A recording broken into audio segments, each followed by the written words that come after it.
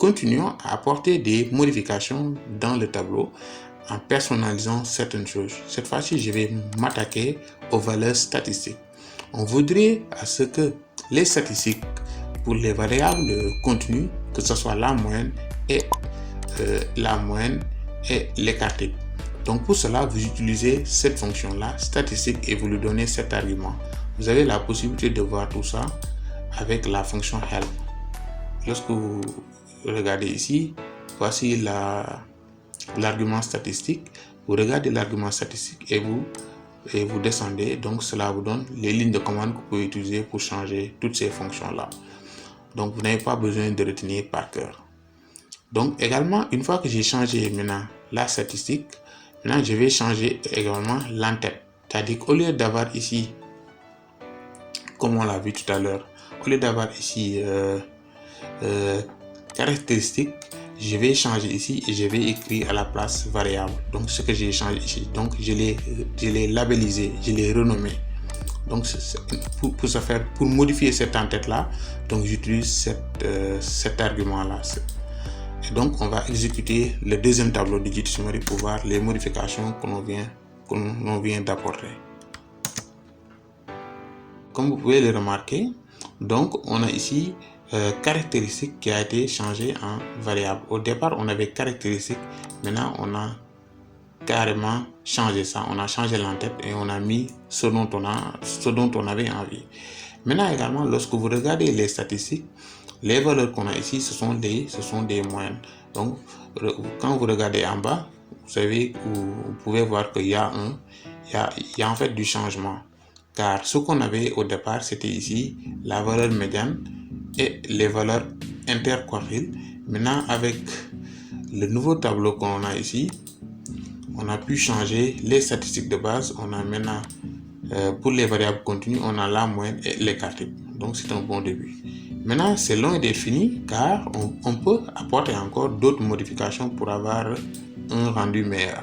Qu'est-ce qu'on va faire? Déjà, on peut remarquer que cette variable là a trop de classes, donc ça peut gêner parce que ça risque de donner une dimension non favorable au tableau. Donc nous, on va apporter quelques modifications, et pour cela nous allons recoder la base de données pour que le rendu soit meilleur avec J2 Summary. Donc c'est ce qu'on va faire. Déjà, ce que je vais faire, je vais essayer de recoder ces 50 classes là. Je vais essayer de les regrouper en 3 catégories seulement. Donc ça, c'est un début. Également, je vais essayer de faire de sorte que nos variables là, les variables qui sont les noms des variables qui sont en anglais, je vais essayer de les retraduire, de les recoder en français pour que le tableau soit plus lisible. Et également toutes les variables qui ont des classes en anglais, je vais les recoder pour que ce soit plus lisible en français. Donc c'est ça qu'on va faire. Donc je vais recoder ma base de données pour que mon rendu soit meilleur en fait. Maintenant pour le recodage, je vais utiliser des fonctions de la librairie dplyr. Donc il s'agit de la fonction ici fctRecode.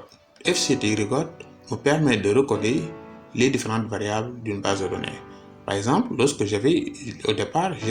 l'on prend la variable, cette variable là, c'est une variable factorielle.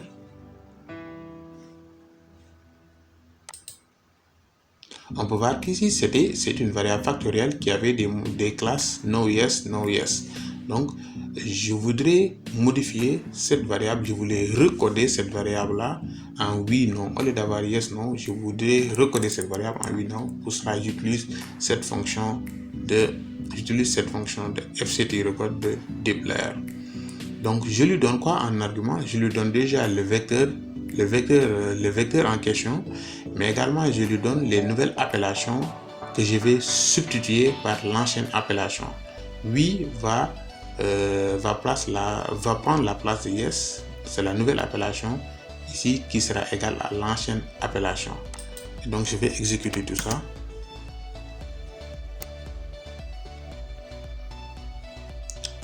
Quand on va exécuter ça, maintenant je vais relancer tout ça pour voir si la modification a été apportée.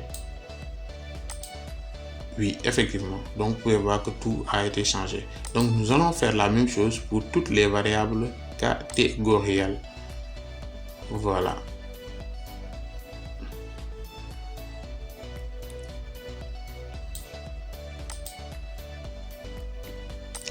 Maintenant, on vient de recoder toutes les variables catégorielles en oui, non, c'est-à-dire c'était des variables catégorielles binaires, yes, non, on les a recodées en oui, non. À présent, je vais m'attaquer à la variable state ici. Comme vous pouvez le remarquer, state ici a 50 et quelques modalités. Donc ce qu'on va faire, on va quoi? On va regrouper ces différents états en 3 groupes. Donc pour cela, utilisons ici, essayons de voir ici le fichier R Markdown pour voir ici quels sont les critères sur lesquels nous sommes basés pour regrouper nos différentes classes. En effet, la variable state correspond en fait les 51 États des États-Unis. C'est une variable de type catégoriel et donc on peut voir les différents États là suivant leur code.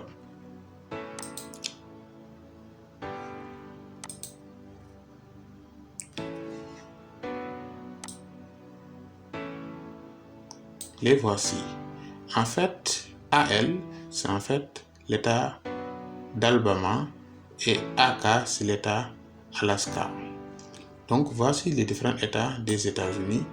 Donc, après, qu'est-ce qu'on a fait? On les a classés selon leur PIB. Donc, nous nous sommes basés de leur PIB pour créer 3 groupes.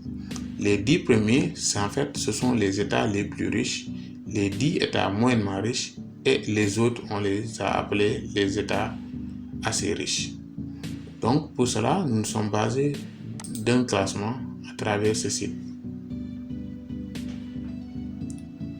Donc, ce site-là nous fournit ici un classement des différents États des États-Unis suivant leur PIB. Donc, c'est ce classement-là que nous nous sommes basés. Donc, on a regardé les 10 premiers États. Et donc, nous avons créé un groupe qui regroupe les 10 premiers États. Ensuite, nous avons créé un deuxième groupe que nous avons appelé groupe 1. Et nous avons ensuite les 10 États qui suivent les 10 premiers. On les appelle le groupe 2. Les 10 premiers États, on les appelle le groupe, le groupe parmi les groupes, on les appelle les États parmi les groupes les plus riches. Et le deuxième groupe, c'est les États moyennement riches. Et le dernier groupe, c'est les États assez riches. Donc c'est comme ça que nous avons fait pour recoder notre variable state. Voilà, voici maintenant les groupes que nous avons créés. Voici maintenant les groupes que l'on a créés. On a créé 3 vecteurs. Le premier vecteur, on l'a appelé le groupe 1. Voilà, donc c'est un groupe de 10 individus, en fait de 10 États. Et le deuxième groupe également est constitué par 10 États. Ce sont les États moyennement riches. Et maintenant, après, qu'est-ce qu'on a fait? On a créé en fait une boucle for, une boucle de répétition pour pouvoir recoder l'ensemble des modalités de la variable state. Donc, qu'est-ce qu'on a dit à la boucle? On a dit à la boucle, lorsque l'élément en question est dans le groupe, dans ce cas, il faut le recoder. Par exemple, lorsque l'élément est dans le groupe 1, il faudra recoder la variable state lui donnant la modalité parmi les 10 premiers États les plus riches. Lorsque maintenant l'élément figure dans le groupe 2, nous demandons à ce que la boucle exécute la commande suivante en recodant la variable state, en lui donnant maintenant cette fois-ci l'argument, lui disant que donc ce groupe-là figure parmi les États, les 10 États moyennement riches. Et donc pour finir, on demande à la boucle de faire de sorte que lorsque l'élément est ni dans le deuxième ni dans le premier groupe, et donc de lui donner la modalité parmi les États assez riches. Donc en exécutant cette boucle, donc on peut remarquer que donc on a manqué d'exécuter, voilà, de générer l'objet groupe. Voilà, maintenant on va exécuter la boucle à nouveau et cette fois-ci ça marche. Voilà, et donc vous pouvez regarder ici look for. Donc look for, donc avec cette ligne de commande, donc on peut voir ici que notre variable state a été bien recodée en trois catégories. À présent que nous avons fini de recoder les différentes variables. Maintenant, toujours dans le but d'avoir un rendu meilleur, on peut le voir. Donc, nous allons utiliser ici la fonction, une fonction de la librairie labelite qui va nous permettre ici de labelliser l'ensemble des variables colonnes. Au lieu que la variable state soit laissée à elle-même avec son nom state, on fera de sorte que lorsque l'on va générer le tableau, l'on puisse lire la variable state, c'est les 51 États des États-Unis, et ici la variable account length, length, c'est la durée du compte depuis son actif, ainsi de suite. Donc on va générer l'ensemble de ces lignes de commande.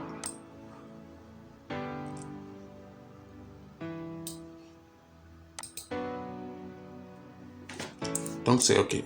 Donc on vient maintenant de labelliser l'ensemble des variables colonnes de notre base de données. Comme vous pouvez le remarquer, désormais, les variables colonnes ont été labellisées. Donc lorsque vous prenez ici total days minutes, et on peut voir ça de près avec la base de données. Donc vous pouvez voir ici, lorsque vous prenez la variable state, donc en bas vous avez ici son label. Donc la variable a été labellisée. Donc en bas on peut voir ici 50 États des États-Unis. Donc la variable account length, ici c'est la durée du compte depuis son actif, et ainsi de suite. Donc toutes les variables colonnes ont été labellisées. La raison pour laquelle on a labellisé notre base de données, c'est parce que GT Summary prend en compte les labels. Donc on peut voir ça. Maintenant qu'on a fini de labelliser toute la base de données, on peut enfin générer notre tableau GT Summary pour voir qu'est-ce que cela va donner à nouveau. N'oublions pas qu'il y a des modifications que nous avions déjà apportées, comme changer le thème et changer ici la valeur des statistiques. Donc nous venons de labelliser. Voici les résultats que l'on obtient après avoir personnalisé le tableau. Donc déjà vous pouvez remarquer donc au lieu que l'on ait ici les noms des différentes variables colonnes, le tableau que l'on a ici de GT Summary utilise directement les labels des différentes variables colonnes. Donc partout vous pouvez voir que cela a été labellisé, donc c'est bien lisible. Et donc ici on a les différentes classes de la variable state qui a été recodée en 3 groupes. Donc ici on a le groupe le plus important ici, il s'agit des États, les États qui sont assez riches, c'est-à-dire les États qui ne sont pas dans les 10 États les plus riches et les États que l'on a classés moyennement riches. Donc c'est tout à fait normal. Après on a la durée du compte depuis son actif également, qui est une variable continue. Là c'est la durée moyenne, et entre parenthèses on a l'écart type. Maintenant lorsqu'on prend l'indicateur régional, ça c'est une variable catégorielle, et donc là ce sont les différentes classes, l'indicateur 408 ainsi de suite, il y en a 800 ainsi de suite. Donc a priori on peut voir que donc GT Summary nous fournit la distribution de chaque nous fournit ici des statistiques qui nous permettent de voir quelles sont les premières tendances de nos variables ici. Donc ce qu'on peut remarquer donc lorsque l'on prend ici notre variable de prédiction qui s'appelle le taux de désabonnement du client, donc on peut voir que c'est une variable binaire et catégorielle. Donc avec deux modalités: oui, le client va résilier son contrat dans les 6 prochains mois à venir; non, le client ne va pas résilier son contrat dans les 6 mois à venir. Et donc on peut voir que on a deux classes disproportionnelles, et donc les clients de modalité non sont je peux dire 2 fois ou voire même 4 fois plus importants que les clients qui vont résilier leur contrat d'ici les 6 prochains mois à venir. On verra des fonctions qui vont nous permettre de faire ce qu'on appelle des rééchantillonnages pour pallier à ce problème, parce que ça peut être un blocage pour certains algorithmes de machine learning. De ce fait, nous allons arrêter la vidéo à ce niveau, et la prochaine fois, nous aurons l'occasion de continuer avec ici ce qu'on appelle la statistique bivariée et nous aurons l'occasion de générer pour la première fois des graphes, c'est-à-dire des diagrammes en barre, des diagrammes en boîte et d'autres diagrammes qui nous permettront ici d'avoir une idée de la répartition des différentes variables qu'on a ici dans notre base de données. Ça nous permettra aussi de voir quelles sont les variables qui ont un impact, c'est-à-dire qui influencent le fait que le client va résilier son contrat dans les 6 mois, dans les 6 prochains mois à venir en ce qui concerne les clients d'Orange Telecom. Donc nous vous donnons rendez-vous pour la prochaine étape en ce qui concerne l'analyse bivariée. Merci beaucoup.